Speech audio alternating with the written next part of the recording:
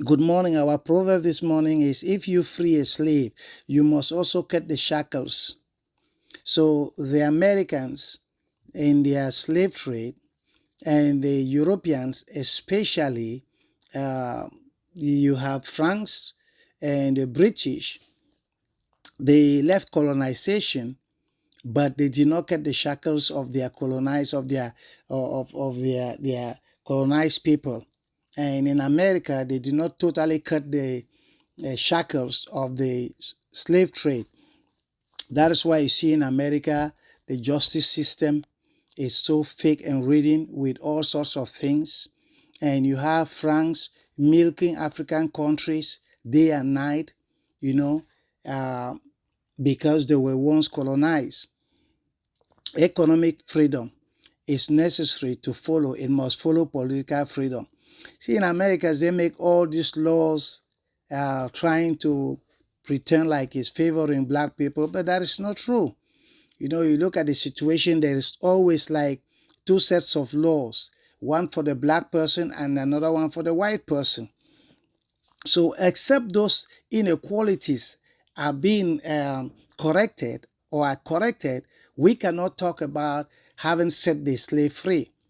Now, if you look at like in Africa, the countries in Africa are contributing huge sums of money to France. And it is based on that the French economy is surviving. So while the Africans are gnashing their teeth in poverty and every type of backwardness, they only support the traitors who call themselves presidents because they favor them. So if they don't do that, then they will remove them from power. So they have set the slave free, but they have not cut the shackles. Now let me come to a personal level. Let's say that a young woman, when I'm marry a man from Cameroon, even though she marries for papers and for love, and then she brought the man to America, but she does not give the man papers. She has set the slave free, but she has not cut the shackles.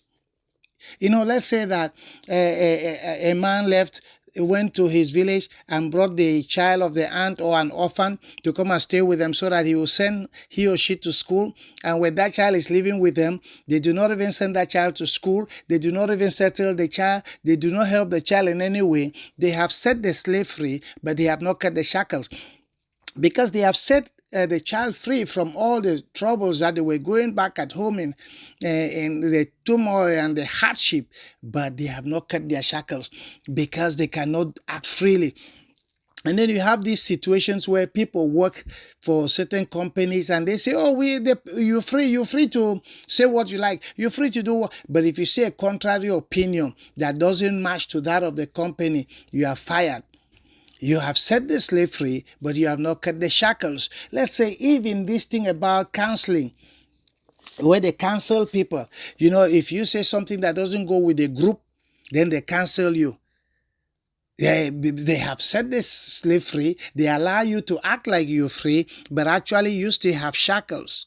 So anybody that wants to set a slave free, that person must also cut the shackles of the slave. Because otherwise, the slave is not free because you have to always drag them back with their shackles. You have to remind them.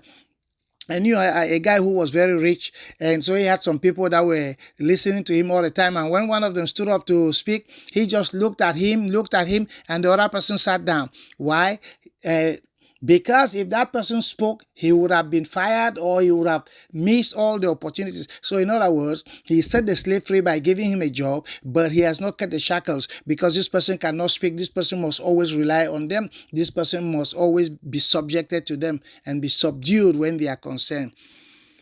You guys have a great day.